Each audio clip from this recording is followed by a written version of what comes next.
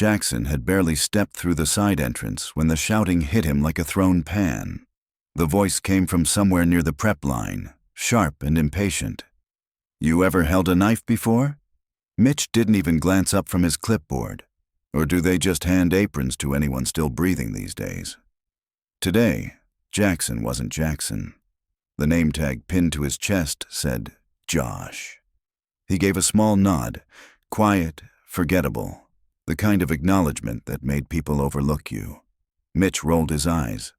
"Prep station, carrots, 200 covers. Don't screw it up." The kitchen was a storm of heat and noise.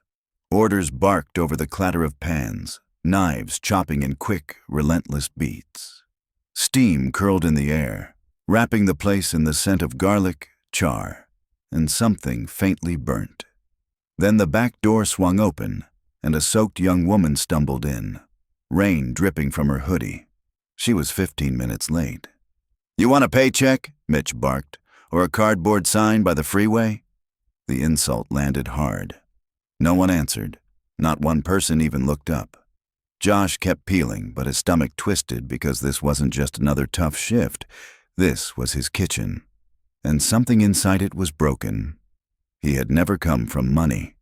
His first kitchen wasn't built of polished steel and expensive tile. It was the cramped back of a rented van with a dented stove and a cooler that barely kept anything cold. He remembered nights sleeping in a walk-in freezer, wrapped in table linens because the plumbing in his apartment had burst. Weddings where the guests brought their own decorations. Corporate luncheons where payment came weeks late.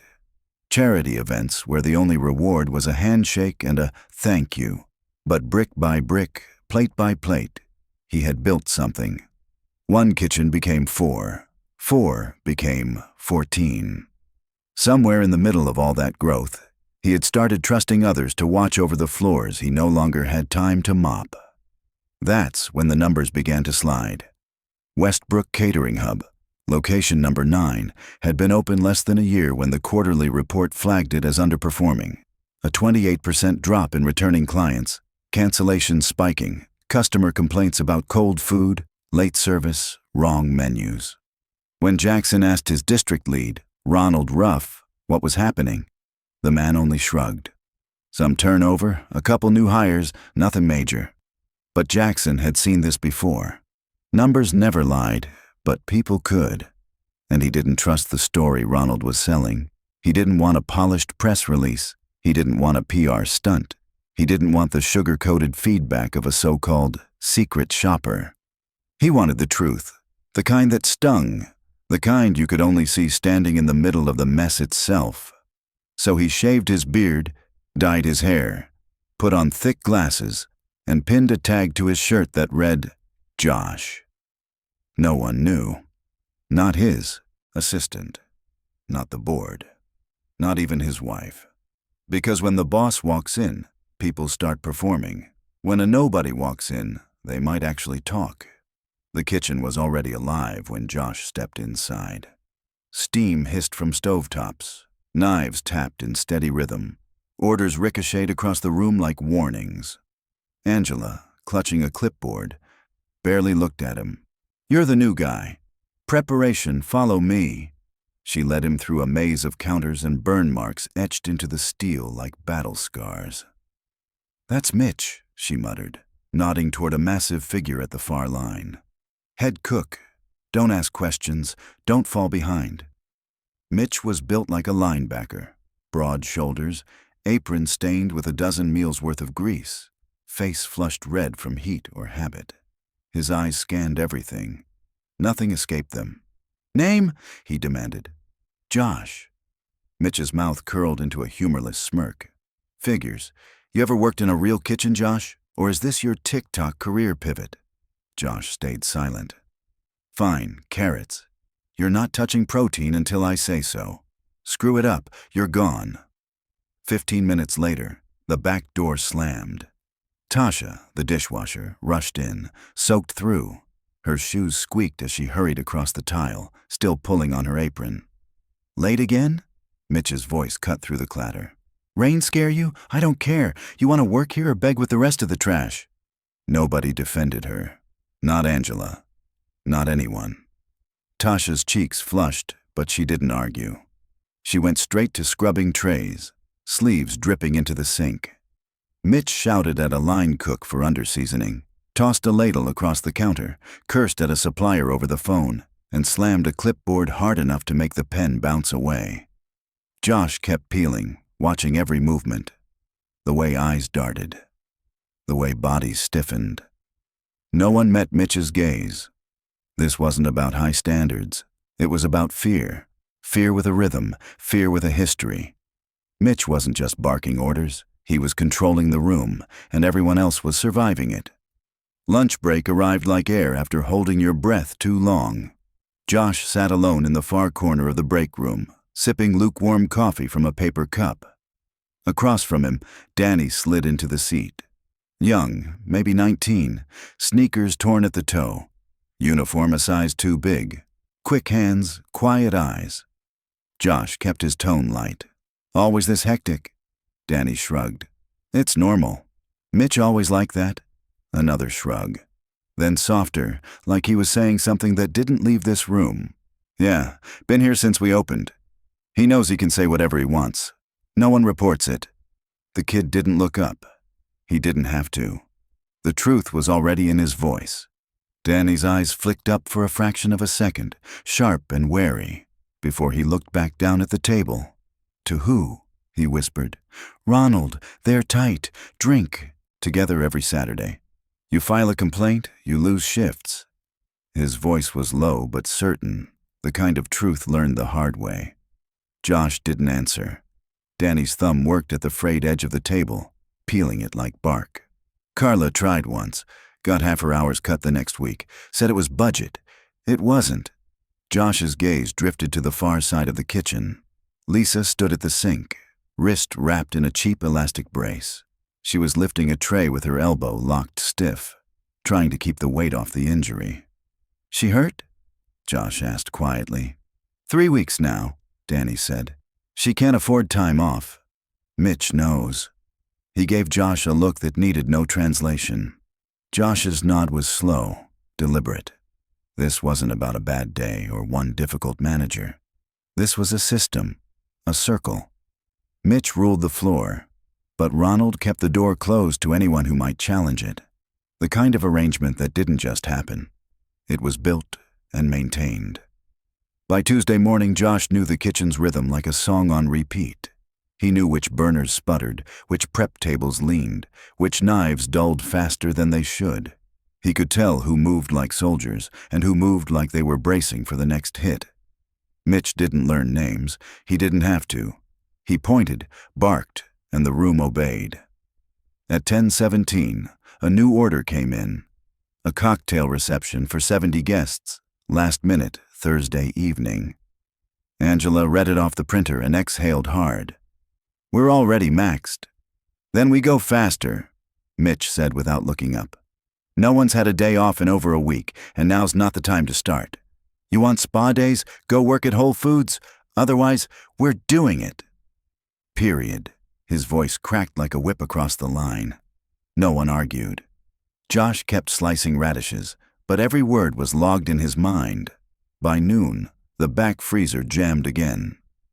Carla and Danny wrestled a 40-pound box of beef tenderloin through the warped side panel, their fingers slipping on frost-covered cardboard. Josh stepped in to help. Carla winced as she bent, her wrist now wrapped in 2 makeshift layers of cloth. You okay? He asked. Just tendinitis. It's fine. How long? 3 weeks. You reported it. Her lips curved into something that looked like a smile, but wasn't. They know. Mitch walked past, catching her rubbing her arm. If you can't lift it, Carla, maybe you shouldn't be here. We don't carry people, we carry trays. Later, she dropped a container of microgreens, half spilled across the floor. You blind or just clumsy? How many times do I have to clean up your mess? Mitch's voice was a blade. Carla bent down without a word. No one looked up, not Angela, not Danny, not Lisa, not even the 17-year-old dishwasher in the back. They heard it, but the knives kept chopping, the pans kept sizzling. Survival had its own momentum. Josh crouched, picked up the greens, and helped her clean. He said nothing, but his jaw locked tight. This wasn't leadership. It was cruelty wearing the mask of authority, and it worked because everyone here had been trained to endure it. The produce delivery came late again. Jorge, sweat-soaked from unloading crates, rolled in 3 dollies stacked high. "Sorry," he panted. "Traffic on I-44 was murder." Mitch didn't look up. He just flicked a pen toward the clipboard. Josh was unloading boxes when Jorge leaned closer. "Hey," he murmured. "You knew?" "Yeah," Josh said. "You ever look at your invoices?" Josh frowned. "Why?" "Because this order's light. Again." Jorge tapped the top crate. "Last week it was spinach. This week, microgreens. Stuff disappears between the warehouse and here. I flagged it, sent emails. No one answers." "Who'd you report it to?" "Ronald." Jorge's mouth twisted. "Got a one-line reply? Thanks, we'll look into it." That was 2 months ago. "You ever talk to Mitch?" Jorge snorted. "Tried. He told me to stop stirring the pot." As if on cue, Mitch appeared. "What's the hold-up?" "Just checking weights," Jorge said. "We good?" "We're short again." Mitch waved it off. "It balances out. I check logs. We're fine." And he walked away. "That's what I mean," Jorge muttered.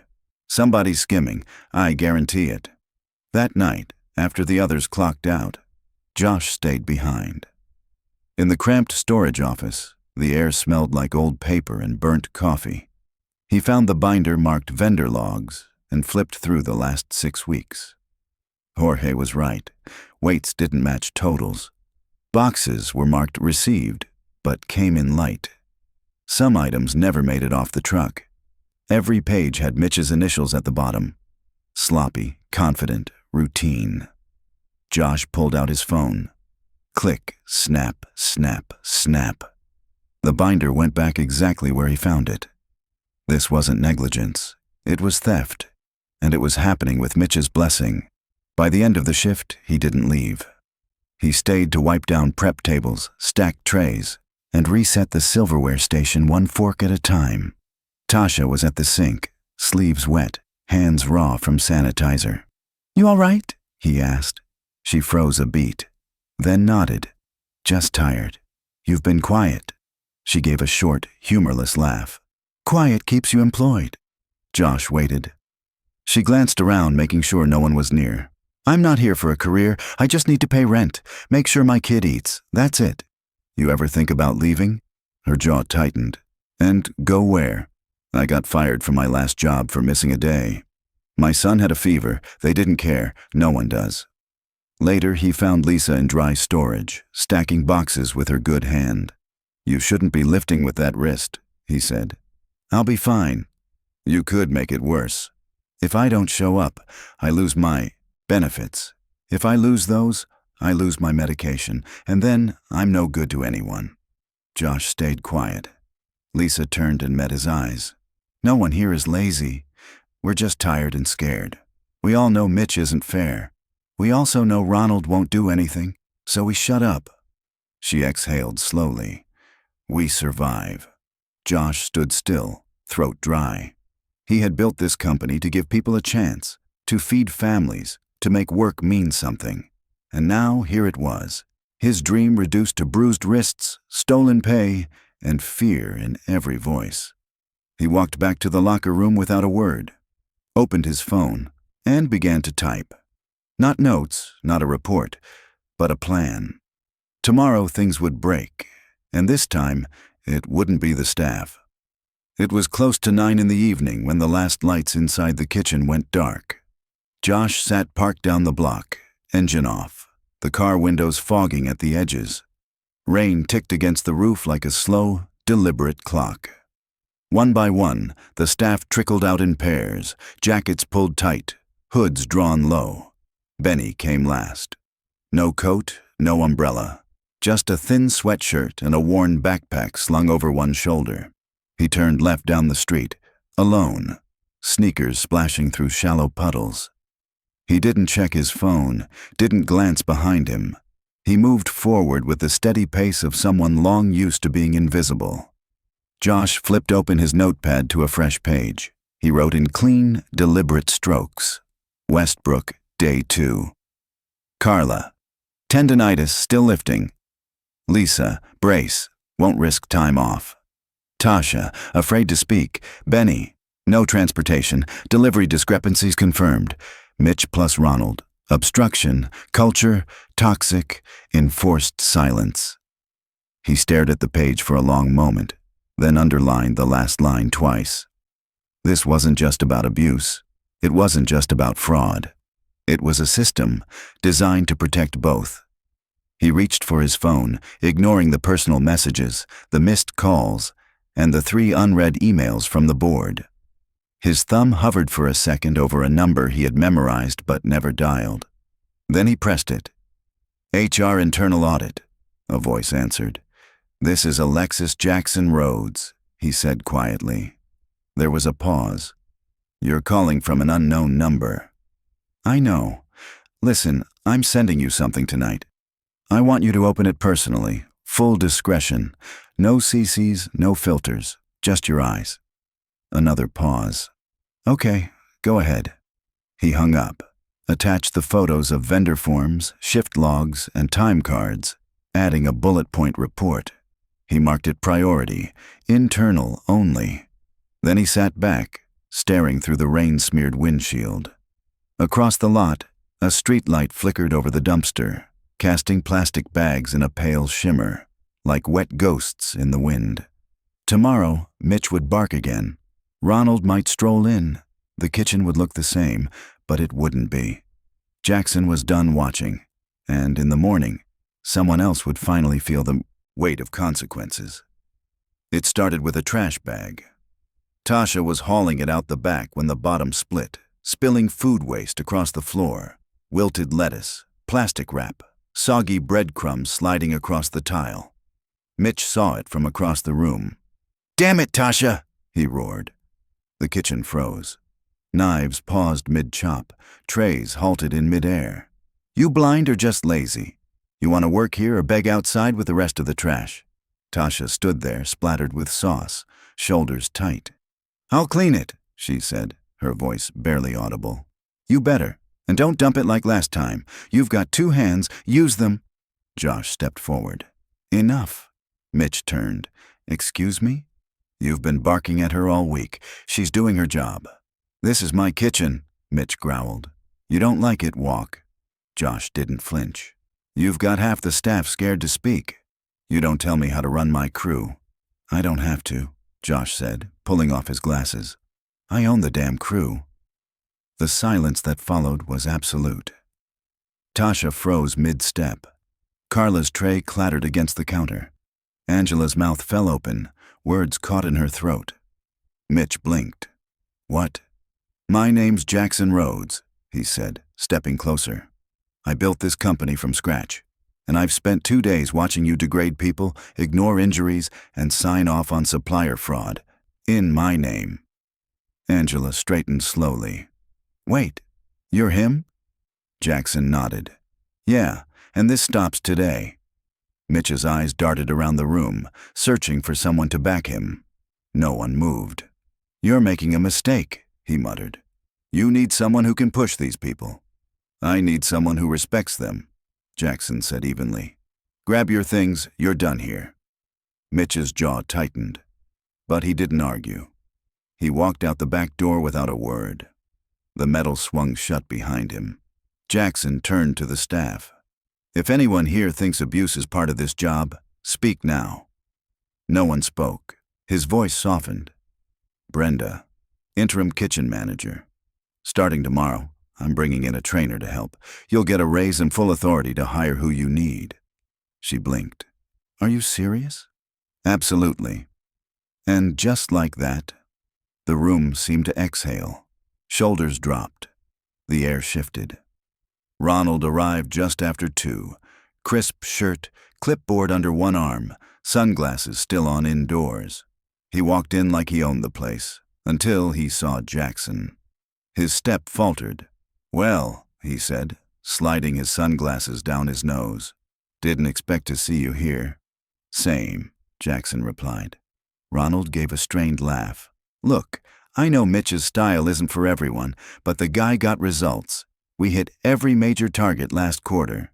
You don't get points for numbers when people are afraid to speak. Jackson cut in. Ronald tilted his head. You think you're getting the full story from these people? Half of them have been here less than a year. And yet they're still standing, Jackson said. That should tell you something.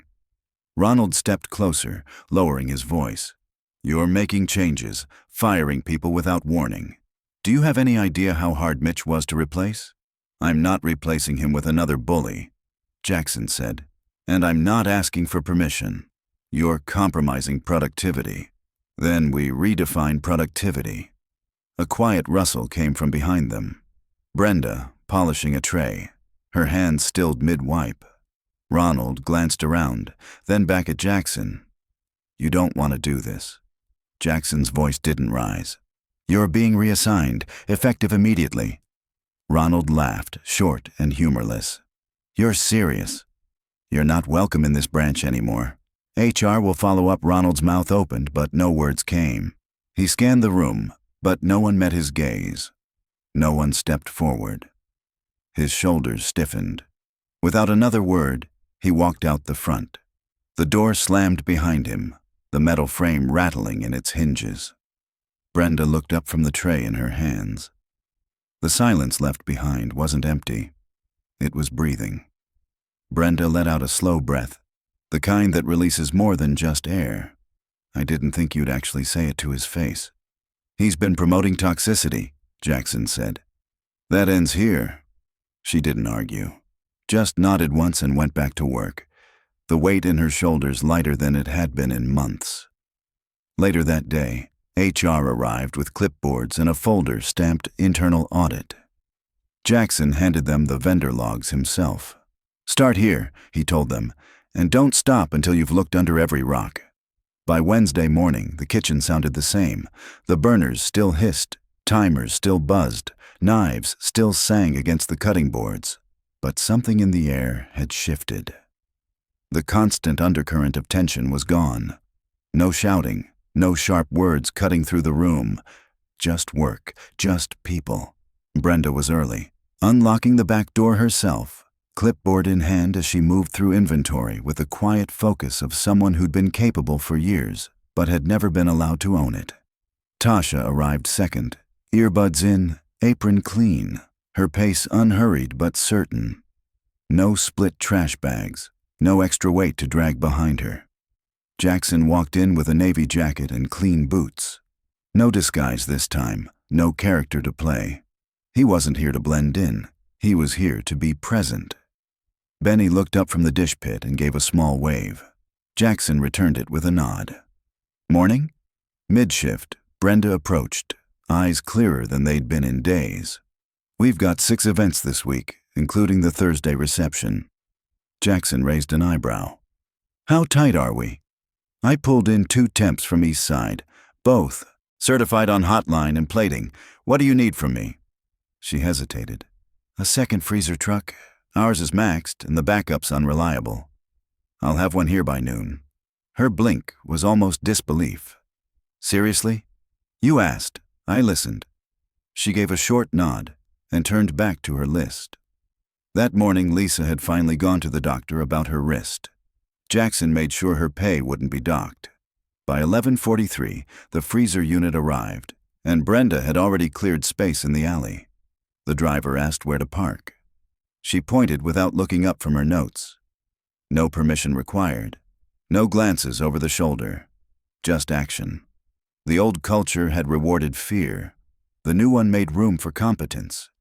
That afternoon, Jackson sorted dry goods with Joel, one of the temps. Strong hands, sharp eyes, the kind of worker who noticed everything but didn't speak unless it mattered. You've got good instincts, Jackson said. Where'd you train? Nowhere formal, just learned on the line. You want to move up? Joel hesitated. Yeah, but only if I can work under someone like Brenda. Jackson didn't respond. He didn't need to. By the end of the day, the kitchen looked the same. Scuffed tiles, a flickering light above the prep sink. But the rhythm had changed. For the first time in a long time, no one felt like they were just surviving. They were working together. Then the call came. The Thursday reception had to move up by 24 hours. Brenda didn't panic. She called the team together. Lisa's out. 2 temps are still learning. That means we need full efficiency from everyone. Jackson nodded. I'll handle logistics, packaging, and transport. You focus on the food. Benny raised his hand. I can prep trays if someone else double-checks my weights. I got you, Joel said without hesitation. No groans, no pushback. They simply split and moved. By noon, the plating station was alive. Tasha was on garnish, her hands steady, her posture straight. Jackson leaned in to check spacing. Looks good. Don't be afraid to adjust. The client doesn't know the reference photo. They see what's in front of them. Not used to being trusted with this, she admitted. You don't have to be. That's why I'm here. The van rolled in at 2:30 sharp. Every tray was ready, sealed, and staged. Brenda managed the loading like she'd been doing it for years, because she had, just never with anyone watching. Jackson carried the heavier trays himself. No one asked him to. He just did it. By 4:55, they were at the venue, a converted loft with brick walls and terrible parking. Everything had to be hauled up a narrow freight elevator. They adjusted without a word. Problem solved before it became a problem. The event manager pulled Jackson aside. Your team's ahead of schedule. Every tray is perfect. If this is what you do under pressure, I'm recommending you to every client I know. Appreciate it, Jackson said. I've worked with Southside before. It's never run this smooth. Sometimes, Jackson said. You don't know what's wrong until you walk in yourself. By 7 that night, they were back in the kitchen. Cleanup was calm. No one rushing, no one dragging. Brenda checked her notes. Tomorrow's light, 2 small orders. I gave Joel and Tasha the morning off. Good. Draft a new training schedule next week. Everyone cross-trained on at least 2 stations. Send it to me when it's ready. She nodded once. They had just pulled off one of the tightest turnarounds in company history. Without Mitch, without screaming, without fear. The kitchen was clean, but not sterile. There were still streaks on the fridge, dents in the prep table, that stubborn hum in the overhead light. But the air was calm. Joel stacked unused trays. Benny reset the line. Tasha hummed under her breath as she dried utensils. You're staying involved, Brenda said. I'm not going back to headquarters until I've walked every branch. You'll get pushback. Some managers won't like being audited. They don't have to like it. They just have to run their kitchens right. She folded her arms. This place never needed a hero, you know. Jackson looked at her, waited. It just needed someone to listen. I'm listening now. Then keep listening. He didn't answer. Just turned toward the back hallway, the door clicking softly behind him. That night he stayed late reorganizing dry storage with Tasha. She didn't talk much, but when they were done, she gave a single nod. Thanks, she said. He locked up alone. No cameras, no press. Just a kitchen that finally felt like it belonged to the people working in it. The next morning came early. He arrived just after 6, gloves in his pocket, checklist under his arm. No speeches, no grand entrances. He clocked in, helped Tasha carry a box of limes from delivery, double-checked prep. Later, Brenda joined him outside in the quiet of the loading bay, sipping coffee from a paper cup. Feels like we're holding it together, she said. You are. You really plan to do this one branch at a time? Quietly, but yes, I'll find more Mitches. And I'll remove more Mitches. She studied him. You built this place. Why'd it take so long to see what was happening? I stopped looking in the right places, trusted the wrong people to tell me the truth. You're lucky they didn't all walk out. I know. She tossed her empty cup. We'll need a runner for tomorrow's dessert platters. I'll handle it. That night, Jackson left through the same back door he'd entered as Josh. The alley lights buzzed overhead. The air smelled faintly of citrus and salt. No one clapped. No one noticed. And that was the point. This wasn't about being seen. It was about showing up.